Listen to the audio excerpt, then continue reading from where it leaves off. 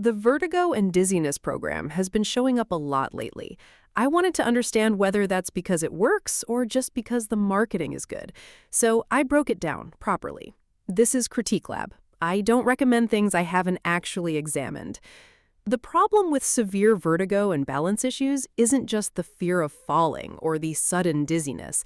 It's that there's so much conflicting information about how to address it that most people end up paralyzed or just cycling through options that half work, like heavy prescription medications that just cause more brain fog. The Vertigo and Dizziness Program is positioned as a more targeted, natural solution. Here's whether that's actually true. Here's the mechanism. The Vertigo and Dizziness Program works by realigning the physical connection between your neck muscles, jaw, and inner ear balance system. The reason most medical alternatives underdeliver is they target the symptoms with drugs, which produces temporary changes at best. This takes a different approach, mechanically releasing tension that skews the balance signals between your eyes and your ears.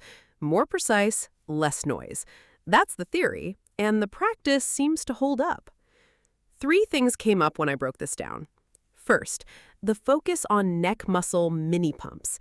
This is the one most people overlook, but it's actually what makes adequate blood flow to the brain possible at all, stopping that lightheaded feeling. Second, lymphatic drainage triggers, consistent with what current research suggests about clearing excess fluid and pressure from the inner ear. Third, simple head positioning stretches. Minor on its own, but it compounds with the other 2 to stop the room from spinning. If the mechanism works the way the evidence suggests, here's the realistic progression. An early, observable reduction in the severity of your dizzy spells. That tends to compound into restored baseline balance over several weeks, and with consistency, the return of total physical independence, driving, walking, and living without the constant background fear of a catastrophic fall. This isn't a straight line, but the direction is consistent. The protocol is straightforward. 3 to 15 minutes of gentle head, neck, and jaw exercises daily fits into a morning routine without friction.